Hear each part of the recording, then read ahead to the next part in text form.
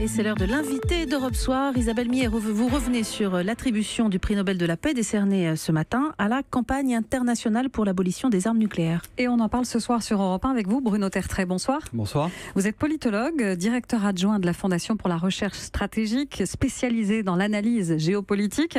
Alors, l'attribution de ce prix, elle vise à encourager les efforts en faveur d'un désarmement nucléaire au moment où les tensions sont exacerbées entre les États-Unis et la Corée du Nord sur ce sujet et où l'avenir de l'accord sur le programme nucléaire iranien est incertain. On va y revenir. Mais d'abord, est-ce que vous avez été, vous, surpris par l'annonce de ce prix Nobel et est-il justifié ? Il y a des prix Nobel prévisibles et d'autres qui sont imprévisibles. Celui-ci est un des plus prévisibles depuis de nombreuses années. On s'attendait largement en raison des tensions sur la Corée du Nord notamment et en raison d'un traité qui a été signé à l'ONU sur l'interdiction des armes nucléaires, excusez du peu, il y a quelques semaines. Donc c'est vrai qu'on s'y attendait beaucoup. Et il y a des prix Nobel qui servent à quelque chose et il y a des prix Nobel qui servent à rien.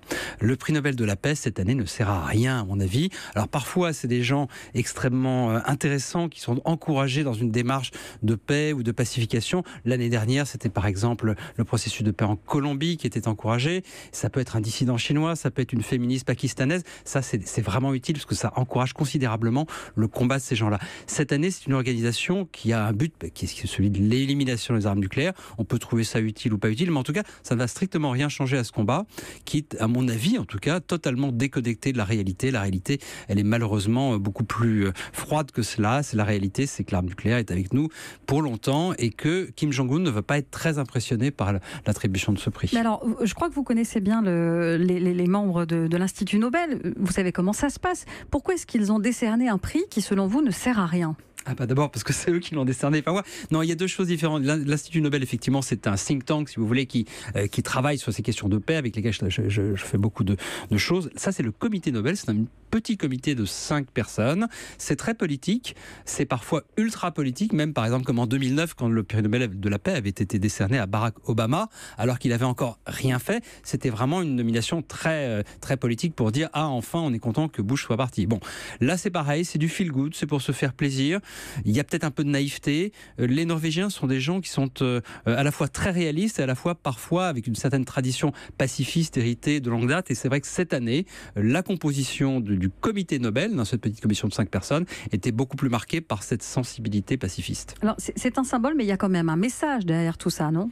Oui, il y a un message. Un message, c'est de dire que la guerre nucléaire, c'est pas bien et que la paix, c'est mieux. Bon, je suis pas sûr que Donald Trump, ça lui passera vraiment par une oreille et que ça restera dans sa tête. Et encore une fois, c'est pareil pour Kim Jong-un. Non, je suis un petit peu cynique, un peu acide là-dessus, mais je crois que autant le prix Nobel de la paix peut avoir une véritable utilité politique formidable parfois dans certains pays, pour certaines personnes, autant là, ça ne va strictement servir à rien. Et on se trompe, surtout, ça crée des illusions qui sont à mon avis pas très saines parce qu'il faut voir le monde comme il est, il faut voir le monde en face. Et malheureusement, le monde en face, aujourd'hui, c'est des rapports de force parfois extrêmement inquiétants. Vous savez, ça me rappelle un petit peu le pacte Briand-Kellogg de 1928. On avait prétendu, en 1928, interdire la guerre. C'est une initiative franco-britannique. Bon, c'était ridicule, franchement. Et puis surtout, ça donnait l'illusion qu'on allait pouvoir maintenir la paix en Europe, alors que malheureusement, on sait ce qu'il en est advenu. Et là, c'est encore une illusion, ce message qui est quand même adressé entre les lignes directement à Donald Trump et à Kim Jong-un. Oui, mais c'est adressé aussi aux Européens, aux Français, aux Britanniques, aux Russes et aux Chinois. Sauf que ce genre de campagne, malheureusement, c'est toujours les démocraties qui en sont les principales récipiendaires parce que elles sont peut-être plus vulnérables aux campagnes d'opinion. Même si en France, très franchement, je crois que ça n'a pas beaucoup changé la manière de réfléchir des dirigeants français. Voilà, donc ça n'aura pas d'importance, mais ça risque de creuser encore un petit peu plus le fossé, à mon sens, entre ceux qui voient le monde, à mon sens, tel qu'il est, c'est-à-dire de fait de rapports de force, y compris avec le nucléaire, et ceux qui pensent qu'il suffit d'un traité et d'une campagne pour interdire l'arme nucléaire. Bruno Tertrais, vous partagez le pessimisme de la présidente du prix Nobel qui déclare « Nous vivons dans un monde où le risque que les armes nucléaires soient utilisées est plus élevé qu'il ne l'a été depuis bien longtemps ». Oui, sur ce point, elle a totalement raison. On ne craint plus, à mon sens, on n'a plus de raison de craindre la grande guerre nucléaire, un événement massif et qui détruirait une bonne partie de la vie sur Terre, comme ça avait été le cas pendant la guerre froide. Mais l'emploi limité de l'arme nucléaire est malheureusement beaucoup plus probable aujourd'hui, que ce soit entre l'Inde et le Pakistan, ou à la suite d'une crise qui serait déclenchée avec la Corée du Nord. Moi, je ne crains pas tellement une décision de Trump ou de Kim Jong-il en disant « Tiens, ce matin, je me réveille, je vais appuyer sur le bouton ». Non, c'est pas ça le sujet.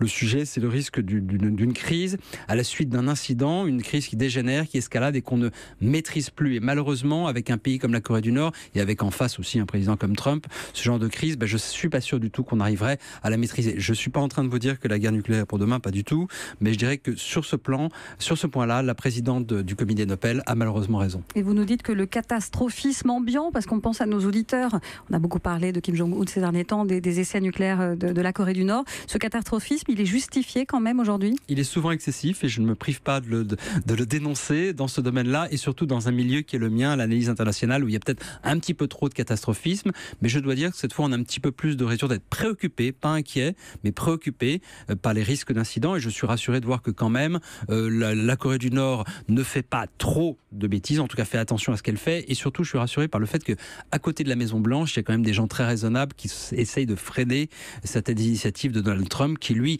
même s'il appuierait pas sur le bouton, il serait peut-être tenté d'essayer de régler son compte à Kim Jong-un, ce qui serait probablement, à mon avis, très dangereux, parce que ça se retournerait contre les Américains. Eh bien, merci beaucoup Bruno Tertrais, qui nous dit donc ce soir sur Europe 1 que ce prix Nobel de la paix, eh bien, il ne sert à rien. Merci.